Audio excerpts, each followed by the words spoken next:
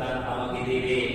গাড়ি কনফারেন্স ছিল, আমার সন্তানকে যদি স্বপ্নের কথা বলি, বলার বড় বিচলিত হবে না, বরঞ্চ আল্লাহর হুকুম পালন করতে আমাকে সহযোগিতা করবে।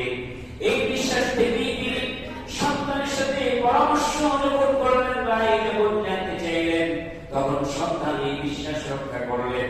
সন্তান বললেন, বাবা, মা তুমার, আল্লাহ তাআলা যা আদেশ করেছেন তা করে ফেলুন। সুবহানাল্লাহ।